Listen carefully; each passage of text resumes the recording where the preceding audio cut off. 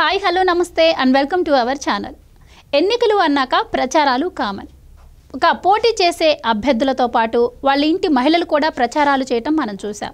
ఇక గతంలో YCP party అధికారంలోకి రాకముందు వైఎస్ జగన్ చెల్లెలు వైఎస్ షర్మిల అలాగే విజయమ్మ కూడా ఆ పార్టీ తరఫున ప్రచారం చేశారు. అయితే ఇప్పుడు నారా భువనేశ్వరి నిజం గెలవాలి యాత్ర అది ప్రచారం కాకపోయినా కూడా భరోసా యాత్ర కింద తీసుకున్నా కూడా దీనిపై వక్రీకరించి వైసీపీ మీడియా ప్రచారం చేస్తూ వస్తుంది. మరి ఇలాంటప్పుడు గతంలో వైఎస్ షర్మిల ఇచ్చిన హామీల సంగతి ఏంటి? మరి మా ప్రభుత్వం వచ్చాక ఇవి చేస్తాం అవి చేస్తామని చెప్పిన ఆవిడ అవి ఎంతవరకు నెరవేరాయి? మరి వాటి సంగతి ఏంటి? వాటి గురించి మరి వైసీపీ మీడియా పట్టించుకోవడం లేదే. అయితే దీని గురించి మరింత సమాచారం మనతో పాటు పంచుకోవడానికి ఒక యువకుడు మనతో పాటు ఉన్నారు. ఆయనతో మాట్లాడతాం. హలో అండి. హాయ్ అండి. సో ఈరోజు ఏం జరిగిందో చూశారు. నిజం గెలవాలి యాత్ర సక్సెస్ అయింది. ఆవిడ కుప్పంలో ఒక మాట సరదాగా అన్నారు. దాన్ని వైసీపీ మీడియా వక్రీకరించి చూపెడుతోంది. మరి గతంలో వైసీపీ ప్రభుత్వం కూడా ఇప్పుడు నేను చెప్పినట్టు చాలా హామీలే ఇచ్చింది. అసలు వాటి సంగతి ఏంటంటారు? అసలు వదిలేసి ఇలాంటివి అవసరమా? అసలు వైసీపీ ప్రభుత్వం ఏం చేస్తుంది? ఒకటి, మనం ఇక్కడ ఫస్ట్ కుప్పంలో నిజం గెలవాలి యాత్ర గురించి మాట్లాడుకున్నాం. రీసెంట్గా చంద్రబాబు నాయుడు గారిని అరెస్ట్ చేసినప్పుడు ఆ మాట విని చాలామంది కార్యకర్తలు చనిపోవడం జరిగింది. వాళ్ళకు అండగా నిలబడడానికి తెలుగుదేశం పార్టీ నిజం గెలవాలి అనే యాత్ర స్టార్ట్ చేయడం జరిగింది. అక్కడ భువనమ్మ రాష్ట్రం మొత్తం పర్యటిస్తూ ఇప్పటి వరకు దాదాపుగా 3000 కిలోమీటర్లకు పైగా పర్యటించి అనేక మంది కార్యకర్తల కుటుంబాలకు అండగా భరోసాగా నిలబడడం జరిగింది. వాళ్ళ పిల్లలకి చదువు పరంగా ఆర్థిక సహాయం చేయడం జరిగింది. ఆ విధంగా చేసుకుంటూ వచ్చారు. రీసెంట్గా 2 రోజుల నుంచి కుప్పంలో ఉన్నారు. నిన్నొచ్చి అన్నా క్యాంటీన్ స్టార్ట్ చేయడం జరిగింది కుప్పంలో ఒక గుడిపల్లి అనే మండలంలో. ఈరోజు అదేవిధంగా అక్కడుండే మహిళలతో, కుప్పం నియోజకవర్గ మహిళలతో ముఖాముఖి సమావేశం నిర్వహించడం జరిగింది. ఈ ముఖాముఖి సమావేశంలో భువనేశ్వరి గారు మనసు విప్పి మాట్లాడడం జరిగింది. అంటే ఏదో ఆర్టిఫిషియల్గా ఏదో సెటప్ చేసుకొని జగన్మోహన్ రెడ్డి గారు లాగా పెయిడ్ యాత్రలు పెయిడ్ లాగా న్యాచురల్గా అంటే మీరేంటి అంటే ఇప్పుడు మీరు అన్నట్టు ఈరోజు కుప్పం వచ్చేసరికి పోటీ గురించి ఆవిడేదో సరదాగా అన్నారు. కానీ నిన్న ఒకటి జరిగింది. నిన్న మొన్న యాత్రల్లో కూడా ఆవిడ చీర, నాకు చంద్రబాబు గారు ఒక చీర కొని తెచ్చిచ్చారు. మరి దాన్ని ఇది చేయనప్పుడు దీన్ని ఎందుకు ఒకటి, అది ధర్మవరంలో మీటింగ్ లాస్ట్ టైం అనంతపురం జిల్లాలో ఉన్నప్పుడు మాట్లాడడం జరిగింది భువనేశ్వరి గారు. అక్కడ అనంతపురం జిల్లాలో ఏంటంటే అండి, ధర్మవరంకి వెళ్ళింది. అక్కడ మహిళలతో అక్కడ ఇంట్రడక్షన్ జరిగినప్పుడు అప్పుడు అంటే నాయకులు కుటుంబాల నుంచి ఇప్పుడు భువనమ్మ గారు ఎన్టీ రామారావు గారి కుమార్తె, చంద్రబాబు నాయుడు గారి భార్య, అంటే ఒక 2 ముఖ్యమంత్రుల్ని తన ఇంట్లో చూసింది. అలాంటప్పుడు ఆమె న్యాచురల్గా ఆమె ఎప్పుడు బయటికి రాలేదు. ఎప్పుడు ప్రజలతో వస్తూ ఉంటే వాళ్ళతో జాయిల్గా మూవ్ అవుతూ ఉంటే ఆనందం. ఎందుకంటే మనం కూడా ఇప్పుడు ఎక్కడైనా తెలియనప్పుడు కొత్తగా వెళ్తే కొత్త వాళ్ళతో కలిసి ఆనందంగా ఎలా ఉంటుంది, అలాగే భువనమ్మ తన అనుభవాలని ఇప్పటివరకు ఎప్పుడు ఆమె బయటకు వచ్చి మాట్లాడలేదు. ఇప్పుడు తన భర్తకి అండగా నిలబడిన కుటుంబాలకి తాను అండగా నిలబడడానికి వచ్చినప్పుడు ఆ విధంగా అక్కడ ధర్మవరంలో చెప్పింది. ఏంటంటే చంద్రబాబు నాయుడు గారు ఎప్పుడు ప్రజల మనిషి, ఆయన ఏ రోజు నాకు ఒక చీర కూడా తీసేయలేదు. నేనే ఎప్పుడో ఒకసారి అడిగితే ఈ మధ్య ఏదో ఒక చీర తీసుకొని వచ్చాడు, అది కూడా కలర్ ఏం బాగలేదు అంటే, కానీ తెచ్చాడనే ఆనందం నాకేమంటే ఆయనకి అంత తెలియదు కదా, ఆయన ఎప్పుడు ప్రజల గురించి ఆలోచిస్తాడు అని చెప్పి జాయిల్గా ఆమె మనసులో ఉన్న మాటని కల్మషం లేకుండా, ఆ చిరునవ్వు కూడా ఆమె చూస్తే కల్మషం అనేది ఎక్కడా ఉండదు భువనమ్మకి. ఎందుకంటే ఎంతోమంది బిడ్డల్ని, తండ్రులు లేని బిడ్డలు, తల్లులు లేని బిడ్డలు తాను దత్తత తీసుకొని తన సొంత బిడ్డల్లా చదివిపించింది భువన. అందుకని కల్మషం లేదు. ఎన్టీఆర్ ట్రస్ట్ ద్వారా అనేక సేవా కార్యక్రమాలు చేసే భువనమ్మ కల్మషం లేకుండా అదేవిధంగా కల్మషం లేకుండా మాట్లాడింది. ఈ రోజు కూడా అక్కడ కల్మషం లేకుండా వాళ్ళతో మాట్లాడుతూ ఊరికే జాయిల్గా ఏమనింది, మీరు చెప్పండి చంద్రబాబు నాయుడు గారిని నేను ఈ విధంగా వద్దంటాను, నేను పోటీ చేస్తాను, మీలో ఎంతమందికి ఇష్టం అని అడిగింది. అప్పుడు అక్కడ ఉండే వాళ్ళందరూ నవ్వేసి ఎవరు కావాలి అని అడిగితే అప్పుడు భువనమ్మ అంటే ఇద్దరు కావాలని 2 చేతులు ఎత్తారు. అలా కాదు, మీరు నాకు ఒకరే చెప్పండి అంటే అప్పుడు అలా కాదని చెప్పి మళ్ళీ ఆమె ఏమని చెప్పారు, నేను ఊరికే అడిగాను, నాకు కంపెనీ ట్రస్ట్ ఇవి ఉన్నాయి కదా, నేను ట్రస్ట్ ఇవే చూసుకుంటూ నేను ఆనందంగా ఉన్నాను, కానీ మీ అందరితో కలవడం వల్ల నాకు ఎంతో ఆనందంగా ఉంది, జాయిల్గా అంటే చాలా రోజుల తర్వాత నేను మీ అందరితో కలిసి ఎంతో మంచి అనుభూతులు పొందాను, మీరందరూ నా లాంటి వాళ్ళు.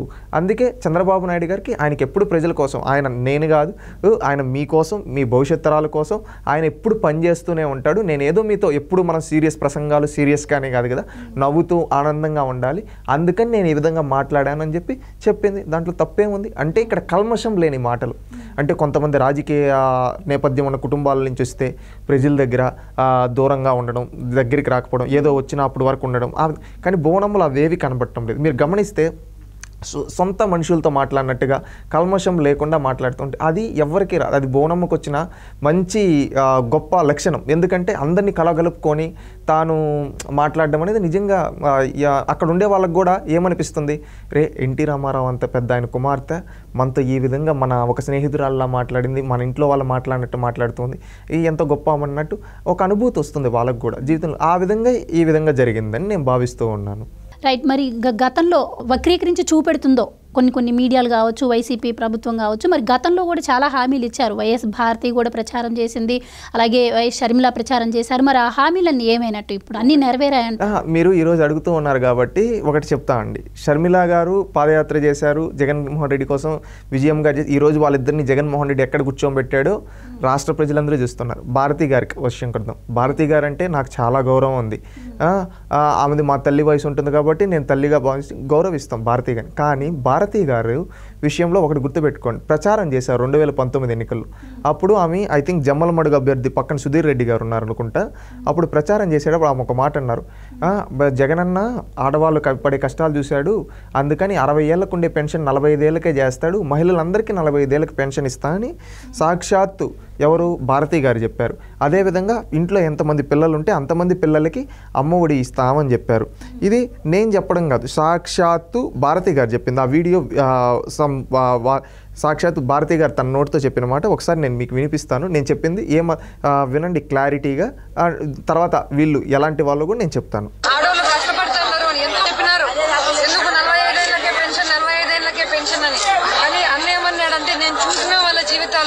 వాళ్ళ కష్టాల్లో ఉన్నారు, వాళ్ళని బాగా చేయాలా, వాళ్ళు కష్టపడి పిల్లలను బడులకు పంపకుండా పనులకు పంపుకుంటున్నారని అమ్మఒడి పథకం పెట్టినాడు. పిల్లలను బడికి పంపితే తల్లికి 15,000 ఇస్తారు. ఒక బిడ్డను బడికి పంపితే 15,000, 2 బిడ్డలను బడికి పంపితే 30,000 తల్లికి సంవత్సరానికి. ఎందుకంటే ఇది చూడండి, ఇక్కడ 2 మాటలు చెప్పారు సాక్షాత్తు ఎవరు, మన భారతి గారు. అది ఆమె వాయిసే, ఇదేం వెయిటింగ్ కాదు, సాక్షాత్ ఆమె చెప్పారు 2 సార్లు. ఇక్కడ వీళ్ళు ప్రజల్ని మోసం చేస్తూ ఉన్నారు. ఇప్పుడు ఆమె నోటితో ఆమె చెప్పింది కదా, సాక్షాత్తు ఈరోజు ఉన్న ముఖ్యమంత్రి సతీమనే కదా, ఆమె ఏమని చెప్తూ ఉంది, నేను అడిగాను జగన్ 45 ఏళ్ళకి ఎందుకు పెన్షన్ అని, ఆయన చెప్పాడు ప్రజలు కష్టాలు పడుతున్నారు ఇచ్చేయాలి అని చెప్పి. అయితే ఈరోజు ఎందుకు ఇవ్వలేదు 45 ఏళ్ళకి పెన్షన్? మళ్ళీ ఇంకొకటి అమ్మఒడి, ఆమె ఏం చెప్పింది, ఇంట్లో ఎంతమంది పిల్లలు ఉంటే ఈరోజు ఒకరికే ఇస్తున్నారు. అంటే జగన్మోహన్ రెడ్డి గారి కుటుంబ సభ్యులు అబద్ధాలు చెప్తూ ఉండేవాళ్ళు. అంటే అధికారం కోసం అబద్ధాలు చెబుతూ ఏ విధంగా తప్పించుకొని, అంటే వాళ్ళకి అధికారం ముఖ్యం, ప్రజలకు మంచి చేయాలనే ఉద్దేశం లేదు, అందుకని ఈ విధంగా డ్రామాలు. కానీ బోనమ్మ దగ్గర ఆ విధంగా ఈరోజు ప్రతిపక్షంలో ఉన్నా కానీ ప్రతి ఒక్కరికి అండగా నిలబడి, ట్రస్ట్ ద్వారా అండగా నిలబడి, వాళ్ళ కుటుంబాలకు అండగా నిలబడుతున్నారు. అంటే ఇప్పుడు నిజంగా ఈరోజు వాళ్ళు వక్రీకరించే విధంగా మాటలు చెప్తున్నారు కదా, వాళ్ళు ఈ వీడియో రిలీజ్ చేయమని చెప్పండి దమ్ముంటే. ఎందుకంటే బోనమ్మ జాయిల్గా ఫ్రెండ్లీగా మాట్లాడింది. ఇప్పుడు ఎవరైనా మాట్లాడతారు, ఆమె కల్మషం లేని మనిషి, కల్మషం ఉండే వ్యక్తులు ఈ విధంగా మాట్లాడతారు. అది వీళ్ళకి బోనమ్మకి ఉండే తేడా. బోనమ్మ గారు ఎప్పుడు కానీ ప్రజలు శ్రేయస్సు కోసం ఆమె ఏ వృత్తిలో ఉన్నా కానీ, ఇప్పుడు ఈ 2 తెలుగు రాష్ట్రాల్లో అనేక సార్లు తుఫాన్లు వచ్చినప్పుడు ఆదిలాబాద్ నుంచి అనంతపురం వరకు ఏ సందర్భంలో అయినా అక్కడ నిలబడింది ఒకే ఒకటి, ప్రభుత్వాలు ఆదుకోకపోయినా ఎన్టీఆర్ ట్రస్ట్ నిలబడింది. కరోనా సమయంలో ఈ 2 తెలుగు రాష్ట్రాలు ఎంతోమందికి ఎన్టీఆర్ ట్రస్ట్ ద్వారా సేవలు అందించారు. దాని వెనకున్న వ్యక్తి బోనమ్మ. ఈరోజు ఇదే భారతిరెడ్డి గారు ఏమని చెప్పారు ఆ రోజు అధికారం కోసం, ఈరోజు తన భర్తను అడగచ్చు కదా, అయ్యా జగన్ ఆ రోజు నీకోసం నేను ప్రచారం చేశాను, ఈ విధంగా చెప్పాను, నువ్వు ఈరోజు ఈ విధంగా చేస్తే నా క్రెడిబిలిటీ ఏం కావాలి అని అడగచ్చు కదా. నిజంగా వీళ్ళ క్రెడిబిలిటీ ఉంటే వీళ్ళు మాట్లాడతారు. నేను వైఎస్ఆర్సీపీ నాయకులకు కూడా సూటిగా చెప్పేది, వీళ్ళు ఓడిపోతున్నారనే భయం అండి. ఎందుకంటే వీళ్ళు చంద్రబాబు నాయుడు గారి పైన చేసేది ఇది తొలిసారి విష ప్రచారం కాదు, ఎన్నోసార్లు విషం చెమ్మారు చంద్రబాబు నాయుడు గారి పైన. వయసు అయిపోయిందన్నారు, ముసలోడు అన్నారు, జైల్లో పెట్టాము, ఇంక ఇతని పని అయిపోయింది, 52 రోజులు అన్నారు, ఆరోగ్య సమస్యలు ఉన్నాయన్నారు. తర్వాత ఇవన్నీ ప్రజలు ఎవరు నమ్మటం లేదు. ఎందుకంటే చంద్రబాబు నాయుడు గారు రాకదలరా బహిరంగ సభలో గంట సేపు నిలబడి నిటారుగా నిలబడి చేతులు తిప్పుతూ, అంటే కరెక్ట్గా చెప్పాలనుకున్న పాయింట్ ముందర 1 లక్ష 2 లక్షల మంది జనాలు ఉంటే అట్టే సూటిగా చూసి మాట్లాడేది తిరుగుతూ. అంటే ఆ వయసులో 70 ఏళ్ళ వయసులో ఆ విధంగా మాట్లాడుతున్నాడంటే అర్థం చేసుకోండి. అదే జగన్మోహన్ రెడ్డి గారు టంకాయ కొట్టాలన్నా వంగలేడు, మళ్ళీ ఇంకేదన్నా దిగాలన్నా చేయలేడు, ఏదైనా పైనుంచి దిగాలన్నా దానికి కూడా అదేదో కుజ్జి వేసి దింపుతారు, ఆ విధంగా ఉంటారు. అంటే ఇక్కడ దీన్ని బట్టి చూస్తే ఈ విధంగా ఇంక ఇవన్నీ చేశారు అయిపోయాయి. జగన్ ముసలోడని నమ్ముతున్నారు, చంద్రబాబు నాయుడు యువకుడని నమ్ముకుంటున్నారు ప్రజలు ఈరోజు. అందుకని ఈ విధంగా భువనేశ్వర్ గారే అన్నారు అనే మోడ్లో పెట్టి ఏదో జనాలను ఏదో నమ్మేయాలనుకుంటున్నారు. అది కరెక్ట్ పద్ధతి కాదు. ఎందుకంటే జనాలందరూ చంద్రబాబు నాయుడు గారిని గెలిపించడానికి ఇష్టపడుతూ ఉన్నారు. అదేవిధంగా భువనమ్మ కల్మషం లేని మనసుతో మాట్లాడడం, ఆమె ఇలా చెప్పడం, వాళ్ళు కూడా మన ఇంట్లో ఆడబిడ్డలా మాట్లాడుతూ ఉందరా, మనలా ఒకటైందిరా భువనమ్మ అని చెప్పి వాళ్ళు ఆనందంగా ఉన్నారు. మధ్యలో వీళ్ళు ఫేక్ ప్రచారాలు చేస్తున్నారు. వీళ్ళు నిజంగా చిత్తశుద్ధి ఉంటే భారతి గారు ఆ రోజు చెప్పిన దానికి సమాధానం చెప్పానండి. రైట్, థ్యాంక్ యూ అండి. Thank you.